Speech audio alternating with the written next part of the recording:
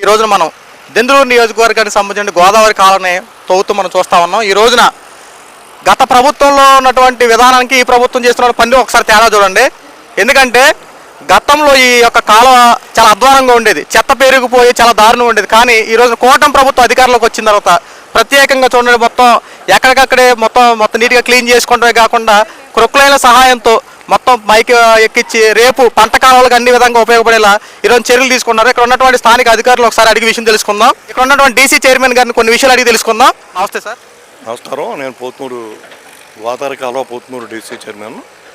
ఈ గోదావరి కాలువ ఇక్కడ దెందులూరు నుంచి ఇక్కడ నుంచి గుండూరు గీత నుంచి మా దెందులూరు నియోజకవర్గం ప్రభాకర్ గారు నియోజకవర్గం. ఇది కాలువ బాగా కర్నాసు తోడు పెరిగిపోయినందు మన రబీలో బాగా యాత్ర పడ్డాం.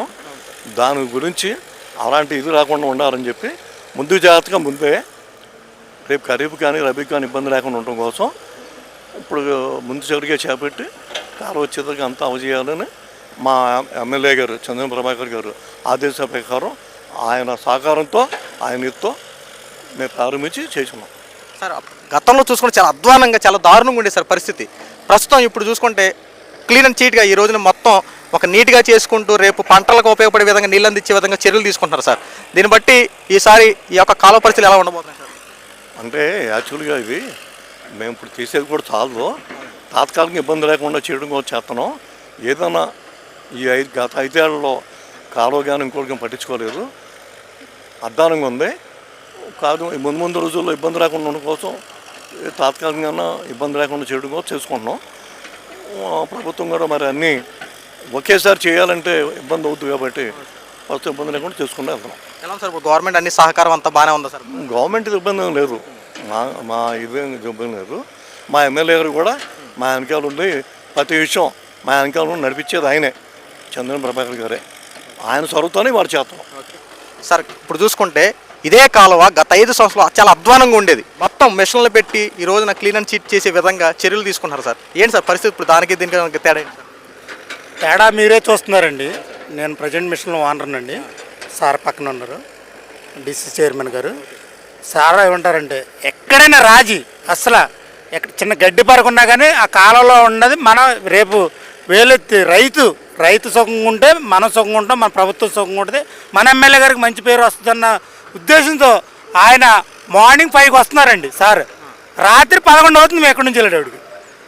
ఈ 5 సంవత్సరాల్లో ఈ కాలంలో ఒక్క గడ్డి పరక తీసిన వ్యక్తిని చూపించమనండి ఈ కాన్స్టిట్యున్సీలో. వేరే వద్దు, మా చింతనేని గారి కాన్స్టిట్యున్సీలో నియోజకవర్గంలో అసలు ఎవరైనా కానీ మెయిన్ కాలంలో తీసి రైతులు ఎండిపోయి 5 సంవత్సరాలు పంట పండుతాం పాపమే లేదు. రైతులు ఈ గట్ల మీద పడుకున్నారు నీళ్ళు రాక. ఇప్పుడు అది లేదండి.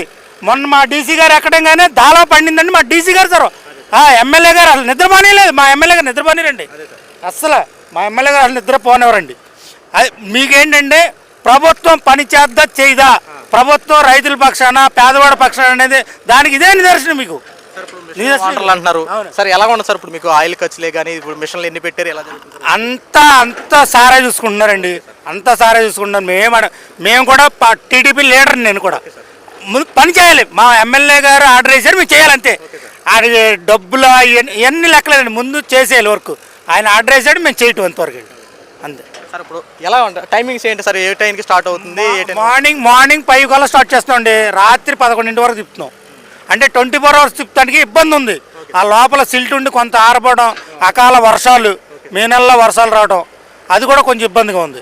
అయినా కానీ 6 నిమిషాలు శ్రమ చేస్తున్నామండి. మంచిగా కాలం వచ్చే టైంకి రైతుకి డైరెక్ట్గా పొలాల్లోకి నీళ్ళు ఏ రైతు ఇబ్బంది పడకుండా చూడటానికి 100కి 100% మా చింతనేని ప్రభాకర్ గారు కృషి చేస్తున్నారు సార్. ఇప్పుడు ఏమన్నా టైమింగ్ ఈ టైం కల్లా మీరు కంప్లీట్ చేయాలి, ఈ సమయం కల్లా మీరు మొత్తం పూర్తి చేసి ఈ ప్రాజెక్ట్ అంతా కంప్లీట్ చేయాలని చెప్పి ఏమన్నా ప్రభాకర్ గారు ఆరి చేశారు సార్? మొత్తం జారీ ఏమైనా చేశారు? పైన వాళ్ళు చేస్తుంటారు సార్, సార్కి చేసి ఉంటారు. కానీ సార్ ఆయనకి 10 రోజులు ఇస్తే మమ్మల్ని 5 రోజుల్లోనే అవజేయమంటారు. ఆయన అసలు సమస్య లేదండి, ఆయనకి 10 రోజులు ఉండొచ్చు టైము, కానీ మమ్మల్ని నిద్రపోయినారు మా సార్ అసలు 100% నిద్రపోయినవారండి. మొన్న అయితే ఆ తుప్పల్లోనే వచ్చేసారండి, మేము చూసుకోలేదు, మేము లోన్ ఉన్నాం.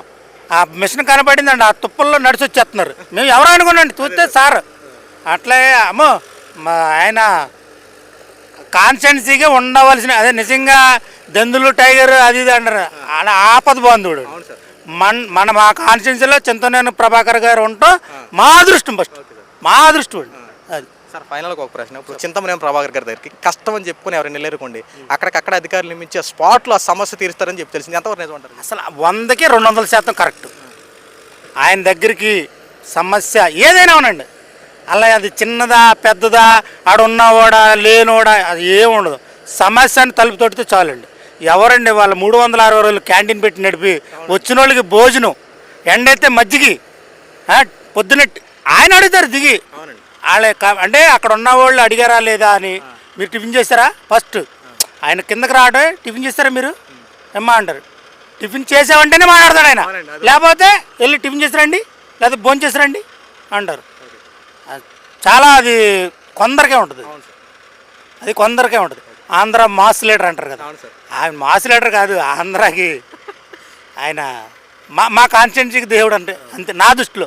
Thank you. కూటమి ప్రభుత్వం అధికారంలోకి వచ్చిన తర్వాత రోడ్ల పరిస్థితి కానీ డ్రైనేజీ వ్యవస్థ కానీ ప్రస్తుతం చూసుకుంటే కాలువల పరిస్థితి కానీ ఖచ్చితంగా మార్పులు చెందాయని చెప్పాలి. ఎందుకంటే గతంలో రోడ్ల పరిస్థితి ఎంత దారుణంగా అధ్వానంగా ఉండేయంటే గుంతల రోడ్లు తప్ప ఎక్కడైనా సాఫీగా రోడ్డు కనపడేది కాదు. ఈరోజు కూటమి ప్రభుత్వం అధికారంలోకి వచ్చిన తర్వాత సంవత్సరంలో రోడ్లన్నింటిని ఫుల్ఫిల్ చేసి ఏదైతే సంక్రాంతి నాటికల్లో పూర్తి చేస్తామని చెప్పి ఆనాడు చంద్రబాబు నాయుడు గారు ఏదైతే మాట ఇచ్చారో ఆ మాట నిలబెట్టుకునే క్రమంలో స్థానిక ఎమ్మెల్యేల చొరవతో ప్రతి రోడ్లు సీసీ రోడ్లే కానీ సిమెంట్ రోడ్లు ప్రతి విషయంలో చాలా జాగ్రత్తగా అన్నీ చేసుకుంటూ ముందు కొనసాగారు. ఇక డ్రైనేజీ వ్యవస్థ కూడా ఎక్కడికక్కడ శానిటైజ్ చేసుకుంటూ ఎక్కడ ఇబ్బందికరంగా ప్రజలకు అనారోగ్యం కలిగే విధంగా ఎక్కడ ఇబ్బంది కలగకుండా చాలా జాగ్రత్తగా ఉన్నారు. అయితే ఈ రోజున ప్రస్తుతం ఏలూరుకు సంబంధించినటువంటి ఈ దెందులూరు నియోజకవర్గం పరిధిలో గోదావరి కాలువ ఉంది. ఆ కాలువ ఆ పూడికలన్నింటిని తీసేయడం చాలా అధ్వానంగా ఉండేది గతంలో 5 సంవత్సరంలో. మొత్తం దాంట్లో గొరకటెక్క ఎన్ని పెరిగిపోవడం, నాజు పెట్టేసి మరి అసలు కనీసం నీళ్ళు అనేవి వెళ్లకుండా చాలా దారుణంగా ఉండేది. ఎంతగా అక్కడ బురద అదంతా కూరుకుపోయి ఉండేది.